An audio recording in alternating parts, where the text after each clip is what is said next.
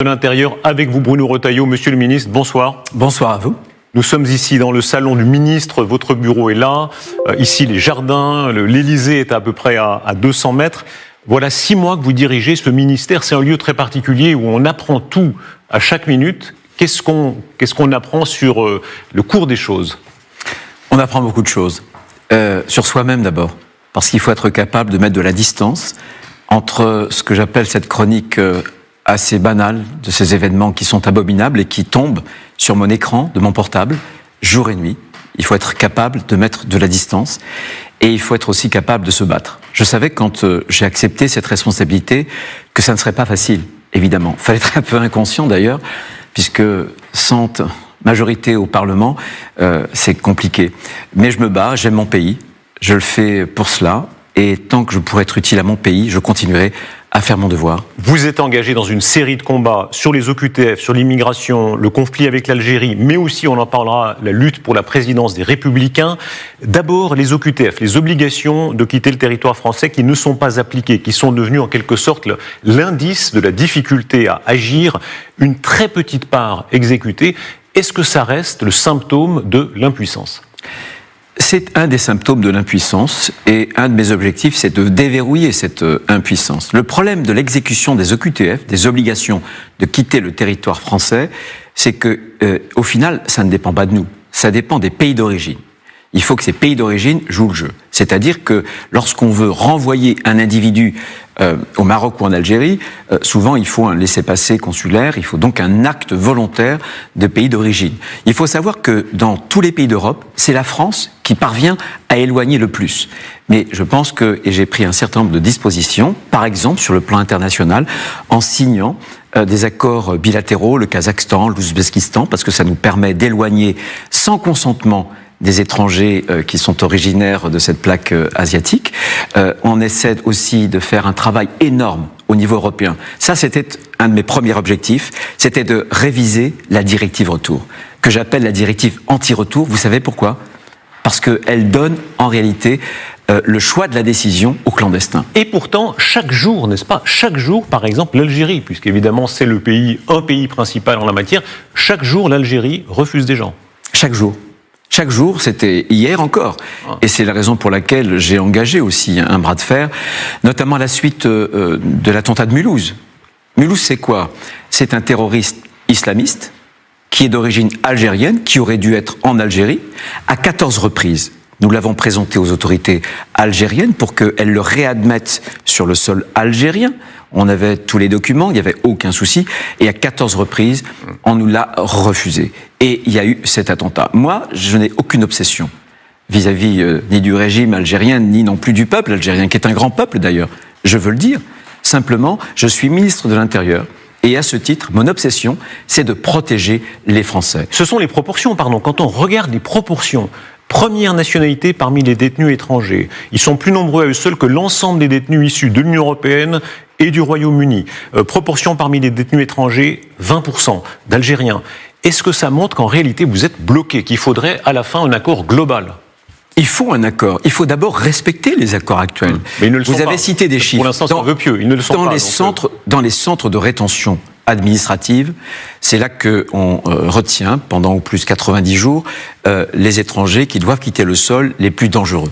43%, ce sont des ressortissants algériens. Il faut donc, et c'est là le bras de fer avec l'Algérie, c'est qu'ils puissent respecter l'accord de 94. Mais Bruno Retailleau, cet accord de 94. Il faut que, il y a 6 mois quand vous disiez il faut que, on disait ah bon, Bruno Retailleau a des idées. Maintenant vous dites il faut que, et vous voyez la faiblesse. Vos adversaires disent ah il en est encore à dire il faut que. Non. Première chose, avec le Maroc, je m'envole dans quelques heures pour le Maroc. L'Algérie, on parle pour de le Maroc. Oui, mais pour le Maroc. Depuis que le début de l'année, c'est pratiquement 100% en plus d'admission de ressortissants marocains. N'oubliez jamais que, précisément, Philippines, c'était un ressortissant marocain. Nous l'avions libéré trop tôt. Le Maroc avait joué le jeu. Mais on a des résultats, 100% de plus, ça n'est pas rien. Avec l'Algérie, bien sûr que ça fait partie du bras de fer. Moi, j'ai assumé ce rapport de force avec l'Algérie. On a 2 choses. Boualem Sansal, grand écrivain franco-algérien, retenu de façon injuste, et surtout, il est malade, il est âgé, il a 80 ans, et puis il y a les réadmissions. Eh bien, il y a eu un certain nombre de contacts, mais croyez-vous un seul instant, Darius Rochebin, que si je n'avais pas assumé ce rapport de force, cette question avec l'Algérie aurait franchi la surface médiatique. Est-ce à dire, pardon, que vous êtes complémentaires, méthode un peu plus douce, le président de la République, méthode plus dure, vous? En tout cas, on ne résout pas de crise quand on est trop gentil. Il faut assumer ce que j'ai assumé, c'est-à-dire un rapport de force. Parce que d'ailleurs, c'est aujourd'hui le rapport de force, malheureusement, mais le langage international entre les pays. Il faut donc assumer de poser un rapport de force, et ensuite il faut la diplomatie. Emmanuel un moment Macron ou un vous a autre. en partie démenti. En partie. Non, je pense que moi je vais le rapport de force est là. Il y a la diplomatie. Moi je vais vous dire, je verrai ce qu'il en est. Je jugerai au résultat. Où les résultats sont positifs, Boualem, Sansal est libéré. Et il y a la réadmission de ces Algériens dangereux sur le sol algérien. Je le dirai, je m'en féliciterai. En revanche, s'il n'y a pas de résultat, je le dirai. Parler vrai, c'est ma marque de fabrique. Là, comme sur d'autres dossiers, je n'y renoncerai pas. Une affaire jette de l'huile sur le feu. C'est l'affaire de ces 3 hommes dont l'un travaille au consulat d'Algérie en France. Mis en examen pour arrestation, enlèvement. Il s'agit d'un opposant au régime que le régime algérien aurait tenté de frapper jusqu'ici en France. D'abord, est-ce que les faits sont confirmés? Le soupçon des faits est confirmé? Le soupçon est confirmé.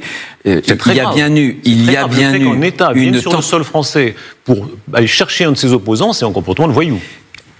Le lien avec le pays n'est pas avéré, c'est l'enquête. Et l'enquête est menée par le PNAT, le Parquet national antiterroriste. Donc c'est la justice qui va conduire cette enquête. Mais en tout cas, la séquestration, l'enlèvement est avéré, y compris par un individu qui travaille à Créteil, au consulat général d'Algérie. C'est très grave. Eh bien sûr que c'est grave. Bien sûr que c'est grave. Nous sommes un pays souverain et nous entendons que sur le sol français, eh bien, nos règles soient respectées. Voilà. Est-ce que ça correspond à d'autres agissements? Il y a des régimes comme ça, il y a des dictatures qui sont parfois très actives sur le sol français. Est-ce qu'il y a d'autres agissements similaires du régime algérien? En tout cas, en voilà un exemple qui, pour l'instant encore, n'est pas relié au régime algérien. Il y a des doutes. C'est le PNAT qui va le dire. Mais il est clair qu'en France, aucun régime ne doit avoir des visées dangereuses, même quand elles visent, et surtout quand elles visent, le ressortissant. Et là, c'est un ressortissant, un opposant notoire au régime algérien. C'était le cas du militant influenceur, comme on dit, qui avait appelé à des violences Bien sûr. Un opposant, cette fois-ci, qui était en Algérie. Et à chaque fois que cette affaire, vous vous souvenez de ces ressortissants algériens, de ces influenceurs, à chaque fois, j'ai tenu à saisir la justice. On a fait un certain nombre de déclarations. D'ailleurs, j'observe que depuis que je suis là, sur la plateforme Pharos, vous savez, qui est censée recenser un certain nombre de haine, par exemple, d'actes de haine en ligne, ça diminuait de 20%. Donc la stratégie que j'avais de frapper immédiatement et à chaque fois qu'il y avait un écart à payer, puisque 20% en moins, c'est important. C'est un résultat, ça aussi. On disait beaucoup qu'il y avait quand même une forme d'importance du régime algérien par les renseignements qu'il donnait, notamment pour prévenir le terrorisme. Est-il vrai que les choses en sont envenimées à ce point que même ce canal est coupé? C'est-à-dire que le régime d'Alger ne donne plus d'informations sur les risques terroristes. Ce canal est coupé, pas depuis que je suis ici, il a été coupé bien avant. Le pic de la crise entre les deux pays, la France et l'Algérie, ça a été la reconnaissance du caractère souverain marocain du Sahara occidental. C'était juste avant les Jeux Olympiques. Donc l'idée selon laquelle quand même il faut rester en bon terme parce qu'il donne des renseignements est fausse? C'est faux. Bien sûr, c'est faux. Et l'idée, en tout cas, qu'on doive céder à chaque instant, encore une fois, encouragera le régime algérien à aller plus loin. Il y a une affaire quasi historique. Cette affaire algérienne est pleine de sens. Vous rappeliez que votre propre père, n'est-ce pas, avait combattu pendant la guerre d'Algérie. Est-ce que ça a fait écho en vous? Non, ce qui fait écho en moi, c'est un écho profond, c'est que mon grand-père a été blessé, il a reçu une balle allemande en 1914, qui lui a traversé la gorge. Il a survécu. Et mon père, qui est monté au feu, c'était en Algérie. Ce qui fait écho chez moi, c'est que j'ai toujours eu un sentiment de gratitude. J'ai toujours eu le sentiment, qui est à l'origine de mon engagement associatif et puis politique, d'avoir à rendre quelque chose que j'avais reçu de ces générations qui sont allées parfois jusqu'au sacrifice de leur vie, qui ont connu les champs de bataille. Nous bénéficions de la liberté, de la paix. Ça fait écho en moi. Mais pas du tout, comme vous semblez... Non, je vous pose une question. C'est un événement important, une page importante. C'est une page importante, bien sûr. Mais vous voyez, je sais justement, comme d'autres, que les relations entre les deux pays, la France et l'Algérie, ont été orageuses, ont été souvent tumultueuses. Mais je reconnais à aucun pays, même quand les douleurs de l'histoire sont vives, le droit d'humilier la France. Et cependant, j'aime la France, il y a eu des crimes de guerre. La France soit respectée. Il y a eu des crimes de guerre algériens, ça ne fait aucun doute. Il y a eu aussi des crimes de guerre français. Est-ce qu'une part de vous comprend le fardeau inverse? Les 130 ans d'occupation, les massacres sans nom du 19e siècle commis par la France, une guerre coloniale, il faut dire les mots comme ils sont, jusqu'en 1962. Est-ce que vous comprenez ces Algériens qui disent, au fond, la France a un peu vite oublié? Non, je crois que la France n'a rien oublié. Et c'est ce que j'étais en train de vous dire. Je crois qu'il faut reconnaître ce passé, il faut reconnaître cette histoire. La France aussi a apporté pendant toutes ces années. Jusqu'aux excuses? Non, mais il faut, jusqu'aux excuses, pourquoi pas, mais il faut voir la balance. Quand l'Algérie dit la balance d'excuses qui doit encore être faite. L'Algérie, oui, mais le problème, c'est que l'Algérie consiste, en tout cas, elle pense avoir un droit de tirage mémoriel perpétuel. Et moi, ce que je vous dis, c'est qu'il faut que la France soit respectée. Bien sûr qu'on a ce passé qui ne passe pas, ce passé qui est extrêmement vif. Mais nous sommes dans le présent aujourd'hui. Et la France ne peut pas servir d'alibi au régime algérien pour d'autres choses. Voilà, il faut se respecter, malgré cette histoire. Et cette histoire, vous savez, il faut toujours apporter des nuances. Elle n'est jamais dans un seul sens. Jamais. Ça, c'est pas la vraie vie. C'est beaucoup plus complexe que ça. Nous parlions tout à l'heure des OQTF, la difficulté d'application. Vos adversaires disent, on l'a dit, Bruno Retailleau, il parle bien, mais il est entravé. Exemple, alors, plus précis, le délit de séjour irrégulier. Ce point avait été jugé problématique lors de la loi immigration. Cette fois-ci, qu'est-ce qui peut changer? Ce qui peut changer, ce qu'on est en train d'essayer de changer, c'est justement la directive retour. D'ailleurs, les téléspectateurs ne la connaissent pas, mais le nom même de la directive retour, c'est le retour. C'est elle qui organise le retour. Aujourd'hui, c'est impossible. Parce que, comme je le disais, elle donne le choix aux clandestins de rester dans un délai de départ volontaire ou de partir. Première chose. Ensuite, et ça a été un de mes premiers objectifs, et désormais, la Commission a mis sur la table, le 11 mars dernier, c'est tout frais, un nouveau texte. Ça sera un règlement retour, et ce règlement retour va prévoir la criminalisation, la pénalisation du séjour. Le séjour irrégulier devient un délit. Ce sera un délit. Je veux même aller plus loin. On va négocier maintenant le texte législatif de la Commission qui est sur la table. Je veux, par exemple, moi, qu'il y ait la possibilité de fouiller les téléphones, parce que les téléphones, c'est ce qui nous permet de voir d'où vient le ressortissant, le clandestin ou l'étranger en séjour irrégulier. Ça, c'est important. Il y a aussi un autre point. Je vous l'avais dit il y a 6 mois quand on avait fait une émission un peu similaire. Il y a une question de symbole. Enfin, un individu rentre dans votre maison par la fenêtre ou par la porte. Il y a un délit. Eh bien, les individus qui rentrent clandestinement en violant la frontière française, c'est un délit. Ils ne sont pas les bienvenus chez nous. Il y a un certain nombre, je pense à l'extrême gauche et à des mouvements associatifs, qui voudraient les no borders, par exemple, pas de frontières. Ils voudraient accueillir toute la misère du monde. Ça n'est plus possible. Puisque vous parlez de symbole, votre concurrent à la tête des Républicains, Laurent Wauquiez, a fait cette proposition qui a suscité une grande controverse en lançant cette idée de centre de rétention très loin, à Saint-Pierre-et-Miquelon, pour les cas jugés dangereux. Est-ce que ça aurait précisément pour vous la force du symbole? Non, ça n'a pas la force du symbole, parce que d'abord Saint-Pierre-et-Miquelon, souvenons-nous, c'est le premier département, le premier territoire français qui rallie le général de Gaulle, la France libre, mais c'est la France, Saint-Pierre-et-Miquelon.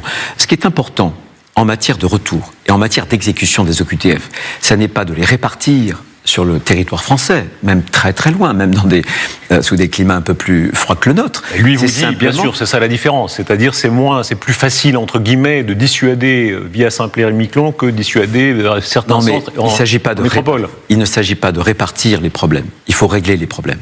Pour régler les problèmes, précisément, il faut qu'on arrive à obtenir, avec les pays sources, les pays d'origine, des laissez-passer consulaires, un certain nombre de choses. Il faut modifier la réglementation européenne, nous allons parvenir à le faire, et il faut aussi, dans les centres de rétention administrative, augmenter la durée. Aujourd'hui, la durée, c'est 90 jours. On a 90 jours pour essayer de négocier avec les pays étrangers pour pouvoir les rapatrier dans leur pays d'origine. Donc, c'est trop peu. Soyez précis, sur Saint-Pierre-et-Miquelon, ça n'a pas de sens, d'après vous? Je me suis exprimé. Votre avis? Mon avis, clairement. Je viens de vous le donner, mais vous voulez me faire dire que cette position. Vous êtes en concurrence avec lui, oui. Bien sûr. C'est pas non, mais justement, je ne veux pas chercher bien loin. Écoutez, justement, Darius Rochebin, je me suis engagé quand il y a cette compétition interne, quand je me suis déclaré candidat, à ne faire aucune petite phrase sur mon compte. Pourquoi le dit-il alors? Mais c'est parce que la parole est libre quand même. Oui, la parole est libre. Il est dans une compétition aussi interne. Voilà, il fait des propositions. J'ai réagi à cette proposition. Je m'attache, moi, à régler les problèmes sur le fond. On a vu ce que Mme Meloni a fait, par exemple, via l'Albanie. Oui, il y a un certain nombre de politiciens, femmes et hommes politiques de droite, c'est ce que fait Trump, qui considèrent qu'il faut des formes de lieux d'exception, tout en restant dans le droit. Pour l'instant, ça n'a pas marché. Ça n'a pas marché en Italie. Il y a plusieurs tribunaux qui ont condamné. Ça n'a pas marché aussi